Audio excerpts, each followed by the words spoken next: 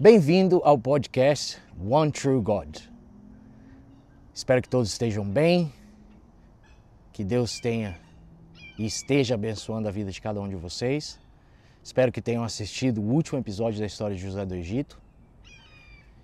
E hoje estaremos começando mais uma nova história. Mas antes de tudo, gostaria de convidá-los a orar. Vamos lá? Querido e amado Deus, muito obrigado por tudo que o Senhor tem feito em nossa vida. Obrigado por fazermos parte da sua criação. Obrigado porque Tu é um Pai amoroso, um Pai misericordioso e um Pai que sempre está olhando por nós. Venho lhe pedir que através do Espírito Santo do Seu Filho e do Seu Espírito Santo, conduza minhas palavras para que eu possa aqui estar honrando e glorificando o Seu nome. É o que lhe peço e lhe agradeço em nome do Senhor, Seu Filho amado Jesus. Amém. Vamos lá? Bom, hoje então estaremos conversando e debatendo a história de Caim e Abel. Esse será um episódio de apenas esse capítulo, já que a história é pequena, no qual essa história você encontra em Gênesis 4. Essa história ela é importante porque nos remete ao primeiro assassinato mencionado na Bíblia, né? E eu acho que todos os personagens da Bíblia, que ali estão escritos seus nomes, eles devem ser tratados. Então alguns, como José do Egito, a gente trouxe de uma forma, outros vamos trazer de outras formas, né? Gostaria antes de tudo, antes de começar, de me posicionar que aqui são apenas as minhas visões sobre as coisas, no qual eu estudo e no qual eu busco sempre o pedido de Deus para me instruir, né? Nesses pensamentos. E aqui não é um ataque, né, a denominações ou instituições alguma, no qual eu particularmente não faço parte, né? Eu não defendo instituição alguma, eu sigo os princípios, né, os princípios da Igreja Adventista do Sétimo Dia. Mas a minha igreja é Cristo, tá? Deixar bem claro isso. Mesmo porque na própria instituição adventista do Sétimo Dia, algumas coisas eu não concordo. Então, novamente, isso aqui não é um ataque a instituição alguma. São apenas as minhas visões sobre os personagens e o jeito que eu vejo que a gente pode trazer para os nossos dias, certo? Então vamos lá. Começando então pela história de Caim e Abel, acho que todo mundo conhece essa história, né? Por ser uma história assim que traz muito vívido o que o pecado pode constituir na vida de alguém, ou pode até levar, nesse caso, à morte. O que eu queria começar a debater, acho que todo mundo conhece a história, que Caim matou o seu irmão Abel, né? E como eu gosto de adentrar um pouco da história, afundar, né? Eu gostaria de colocar alguns destaques nessa história e o porquê eu vejo onde que chegou com Caim. Então, para começar, Caim foi o primeiro filho de Adão e Eva, né? No qual tiveram contato diretamente com Deus, foram os primeiros seres criados. Então, todo o seu conhecimento, tudo que foi adquirido, foi através de Deus diretamente, não teve ninguém no meio, né? Foi diretamente com Deus. No qual Deus, eles sabiam que existiria um Salvador que morreria no nosso lugar para que essa conexão entre céu e terra fosse restaurada. Então eles já tinham esse conhecimento. Então, com o nascimento do seu primeiro filho, foi uma alegria e sendo homem, porque eles ali já acreditavam que seria esse Salvador até então. Então acredito um filho assim, por ser primeiro e tem toda essa questão, mas um filho muito amado, muitas expectativas, né, em cima de Caim. Logo em seguida veio seu irmão Abel. Então a Bíblia nos diz que Caim, ele cuidava da terra, né, era um produtor rural, como a gente usa hoje em dia. Já Abel, ele era um pastor de ovelhas, né? Então, tantos os dois trabalhos, acho que trabalhos assim muito difíceis, né? Se você olhar por uma visão de ser humano, a gente sempre tende a classificar as coisas, né? Eu acho que as duas profissões com seus desafios diferentes, né?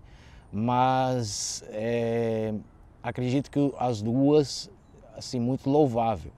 Mesmo porque o que a gente tem que lembrar também que a Terra em si, ela não é como é hoje em dia, né? Isso tudo que a gente vê hoje em dia, nos dias atuais, é o resultado de depois do dilúvio. Então, acredita-se que antes, né, a Terra era ainda muito mais rica. Não que não existisse o trabalho ali físico, né, humano, de estar fazendo todo esse trabalho. Lembrando também que a gente às vezes pensa, né, que esses antepassados nossos a vida era mais difícil porque eles não tinham a tecnologia que a gente tem hoje. Mas eles tinham muito mais inteligência que a gente tem hoje, porque era uma linha direta da criação, né? Então a gente tem que levar isso. Então, na Bíblia não relata, mas eu acredito que eles deveriam ter meios de facilitar o trabalho. Mesmo assim, era um trabalho difícil, né? Através do ensinamento e por essa linha direta com o pai Adão e Eva, né? Com o pai Adão, mãe Eva, eles souberam que o Salvador viria. E eles souberam também que era ofertado, porque a Bíblia nos relata que Adão oferecia sacrifícios no portão, assim guardado agora por anjos do Jardim do Éden. Então eles tinham esse conhecimento em questão ao sacrifício que era oferecido. E eles tinham a concepção também de como era correto o sacrifício, né? Que era através de um cordeiro. Muita gente, quando você vai colocando a história, muita gente, e eu acho que é mal do ser humano, a gente pega e sempre depara com a situação assim, bom, mas Caim produzia as coisas, verduras, hortaliças, frutas, então ele só tinha isso para oferecer. Então, como que ele poderia oferecer um cordeiro? Eu não vou mentir para vocês que eu, muito tempo, né, quando estava fora dos caminhos de Deus e não procurava me afundar nas coisas, eu pensava assim que um pouco que Deus tinha sido injusto. Porque realmente eu tinha essa concepção, mas Caim produzia isso, como que ele ia dar um cordeiro? Mas a gente vê que primeiro, Abel era o pastor, ele não era o dono. Segundo, mesmo que ele fosse o dono, o irmão dele poderia então, até então, trocar, se fosse essa questão de barganha, de trocar com o seu irmão tudo que ele tinha produzido por um cordeiro. O que a gente consegue se aprofundar e ver é que, na verdade, Caim, com sua natureza ali já pecaminosa, que nós temos hoje em dia, ele achou que Deus se agradaria daquilo. Ele achou, mesmo sabendo o que era o correto.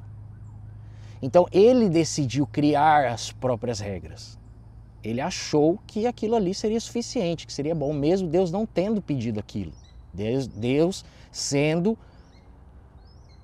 muito correto e direto no que era aceitável como um sacrifício.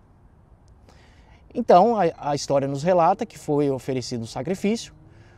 Abel, por sua vez, trouxe o melhor dos melhores, né, do seu cordeiro, inclusive a gordura, que a gordura na Bíblia ela tem um representado específico, né? Então, assim, naqueles dias a gordura era a parte até então mais especial que tinha por muitos, muitos anos, né? Porque através da gordura você conseguia fazer 1001 coisas, não era somente o alimento. Então, Abel deu inteiro, por inteiro, se entregou realmente naquele sacrifício. Caim também trouxe o melhor do que ele tinha, né? Mas não era, novamente, o que Deus tinha deixado claro. Isso foi uma ideia de Caim, que seria aceitável. Então, o que a gente pode ver é que isso remete muito a nós. Muitas e muitas das vezes, nós temos a mesma ideia. nós temos a ideia de que nós estamos fazendo algo, mas porque colocamos o nome de Jesus no meio, aquilo será aceitável perante Deus. E isso não é o correto. Isso não é o que Deus aceita, o que Deus pede. Então, ao se aprofundar mais na história, o sacrifício de Abel é aceito, de Caim não. E automaticamente, ali o pecado se enraiza. Ali automaticamente, Caim, no seu semblante, ele já demonstrava um semblante de ódio perante seu irmão. Com tudo isso, você deve pensar, bom, mas daí Caim automaticamente, na explosão do momento, ele foi e já matou o seu irmão. Mas é que foi uma situação assim de ódio, de fúria. Eu não vejo desse jeito. Mesmo porque Deus esteve com ele. Você vê que privilégio. Deus esteve com Caim, a Bíblia nos relata que Deus o perguntou por que ele estava enfurecido. E Deus ainda falou para ele, se fizeres certo, então se oferecer o sacrifício certo, eu aceitarei. Mas Caim não teve a humildade. E ali ele endureceu seu coração. E através do endurecimento de seu coração, ele abriu portas para que o inimigo trabalhasse. Através disso, sabemos a história, que então Caim foi, convidou seu irmão para o campo e lá mesmo o matou. Então o que me leva a crer que não foi um ato imediato, aconteceu o sacrifício, foi aceito, ele ficou com raiva, com ódio e já ali ele virou e matou o irmão dele. Não, o que me leva a ver que foi um ato premeditado, que teve um tempo para isso, para ele pensar, para ele refletir, para ele planejar isso. O que leva também a ver que muitos de nós temos o endurecimento do coração. Que é através do quê? Bom, se um irmão vem e coloca algo, uma ideia diferente do que a gente pensa, a gente não aceita. A gente não tem a humildade de reconhecer que não sabemos de tudo e ir buscar a verdade. Então isso é um endurecimento de coração. Outra coisa, voltando na questão de que Caim, desde o começo, achou que aquilo estava certo e através disso ele gerou esse ódio, podemos ver muitos exemplos nos dias atuais. No mundo atual, existem mais de 45 mil denominações mundiais. O que quer dizer isso? Existem 45 mil tipos de igreja. Essas todas cristãs, sem contar católicas, maçônicas, judeus, igrejas cristãs, 45 mil. Aí você pega para se pensar, bom, mas existem 45 mil igrejas, todas são iguais? Não, pelo contrário. Hoje em dia, a gente tem muita opção. Por quê? Porque o mundo está sendo trazido para dentro das igrejas. E com o sentimento de Caim, acredita-se que isso está sendo aceito por Deus. E não está. Acreditamos que através de louvores nos dias atuais, nos quais possuem ritmos do mundo, entre sertanejo, rock metal, rock, pagode, samba, gospel. Nós acreditamos que todos esses ritmos, somente pelo fato que eles falam a palavra Deus e Jesus Cristo no nome, que esses cânticos, que eu não considero os hinos, que eles estão chegando até o céu. E eles não estão. Eles não estão. A gente não pode, como um exemplo, pegar um samba que remete a uma festa carnal, um carnaval, que é a festa da carne, no qual Jesus disse que temos que ir contra o desejo da carne. Então pegar esse ritmo, que ele ressalva isso, e daí adaptarmos a letra, eu não acredito que é plausível. É a mesma coisa a gente estar pegando então o assassinato de Abel e está protegendo Caim porque Caim só quis fazer o melhor dele e era o que ele tinha.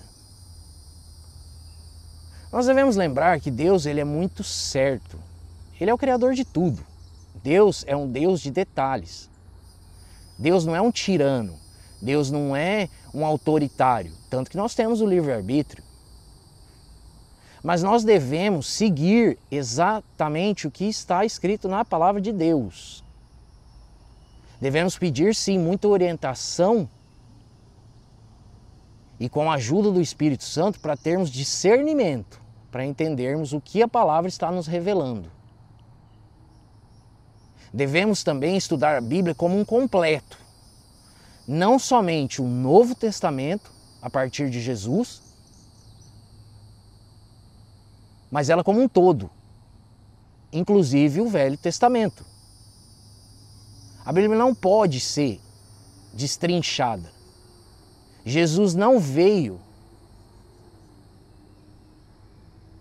para derrubar nenhuma lei, para substituir alguma lei que o seu pai havia determinado e com instrução e inspiração de pessoas iluminadas por Deus, como Moisés, escreveram a Bíblia. Qual um filho que vai substituir o que o pai deixou? Nós não temos essa autoridade. Então Jesus não veio para substituir o que estava escrito antes dele. Ele veio viver a lei.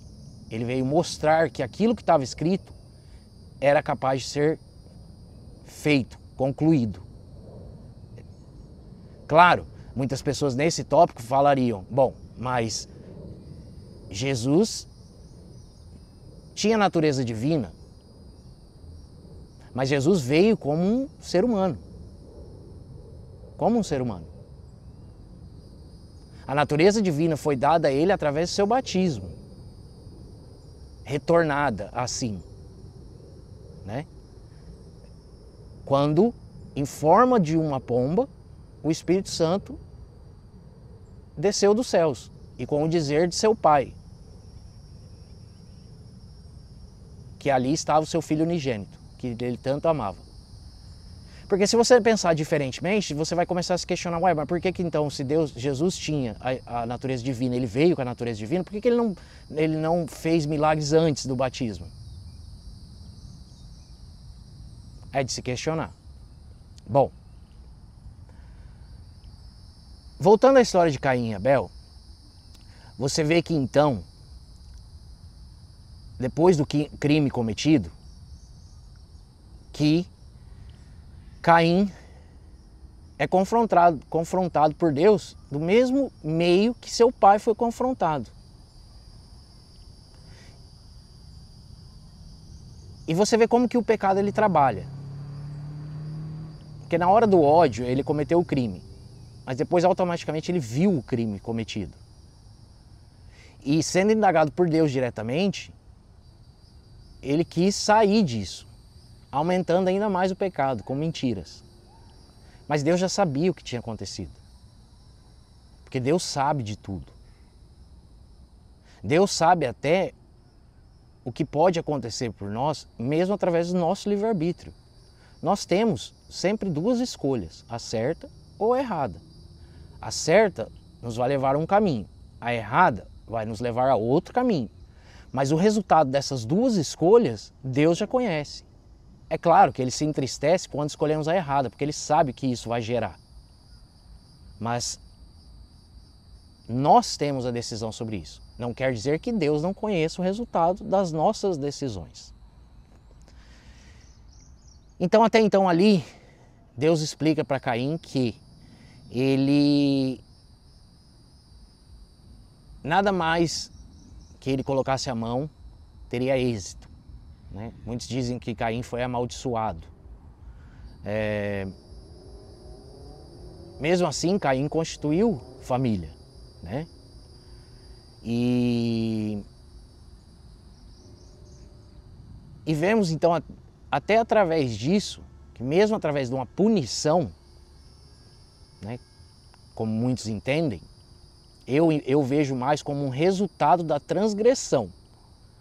Eu não acredito que Deus é um Deus de punir. Eu não acredito que Deus é um Deus de se exaltar na miséria dos seus filhos. Então eu acredito mais que ali foi realmente um punimento, um resultado da transgressão de Caim, no qual ele buscou diretamente aquilo. O mesmo que acontece com a gente, quando a gente volta para o caminho de Cristo, muitas pessoas se remetem e falam, nossa, mas a vida está tão mais difícil. Quando eu estava no mundo as coisas eram tão mais fáceis, agora que eu estou andando pelo caminho certo, que eu estou seguindo a Cristo, que as coisas, eu estou fazendo tudo o que é para fazer, parece que a vida está mais difícil. Esse não é um resultado de você estar seguindo a Cristo. Na verdade, é um resultado de seguir a Cristo, mas não é um resultado que Cristo está autorizando. Não. A gente tem que colocar o fator que toda semente que você plantou antes de você voltar para o caminho de Cristo, você vai ter que colher elas. Elas sendo boas ou ruins. O que nos alivia a dor é que depois que estamos com Cristo, mesmo tendo que colher uma semente ruim, a gente tem o conforto de Cristo. Mas não quer dizer que a gente vai poder pular aquela fase. É a mesma coisa, você fumar há 50 anos, parar de fumar por 6 meses e descobrir um câncer. Poxa, mas eu parei já fazem 6 meses, mas oxa, e os 50 anos que você fumou? A gente tem que começar a aceitar as nossas culpas. Nós temos que parar de passar as nossas culpas para o próximo. Nós temos que parar de brincar de sermos cristãos. Nós temos que realmente sermos cristãos. Nós temos que, na verdade, parar de falar. Nós temos que começar a agir. O nosso exemplo diz muito mais do que nossas palavras. Para finalizar a história de Caim, já que essa é uma história trágica e que mostra um pecado muito triste, no qual afetou sua mãe, seu pai, diretamente pela perca de um filho, na verdade a perca de 2 filhos, né? Porque Caim também ali jamais não podia habitar. Nós vemos o tamanho e o problema do pecado. Quando a gente não está em contato, em comunhão com Cristo e com o Pai Celestial, nós nos colocamos em situações que a nossa natureza humana prevalece. Isso é um grande problema. Isso é um grande perigo. E devemos nos atentar a tudo o que estamos fazendo. E tirarmos de lado o que a gente acha. Tirarmos de lado que a gente pode dar o nosso jeitinho. Que mesmo com o nosso jeitinho, Deus não vai se importar com isso. Bom, com tudo isso dito,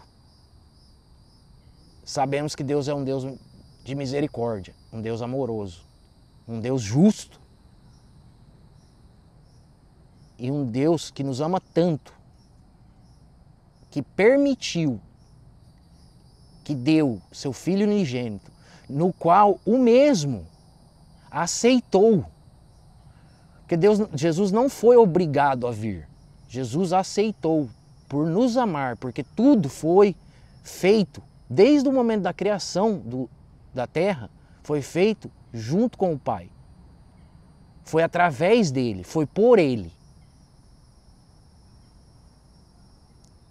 Então assim, sei que esse episódio ele traz um tom um pouco mais áspero, um tom um pouco mais de um chicote. E não é que eu pretendo seguir o podcast desse jeito, porque cada história é uma história. Mas eu também não posso compactuar com o que eu acredito que está errado no mundo cristão hoje em dia. Eu não posso compactuar com coisas que, porque dizem usar o nome de Cristo, estão na verdade blasfemando contra Cristo.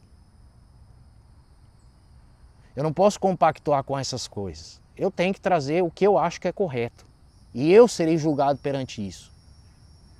Muitas vezes por vocês que estão assistindo, mas a minha preocupação é se eu vou ser julgado por Deus. E se eu estiver certo, e querendo assim pensar,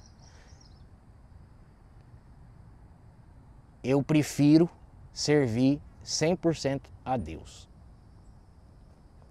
E muitas pessoas vão falar, mas você está sendo arrogante, porque o jeito que você está falando é como se sua verdade fosse absoluta. Bom, eu acredito que o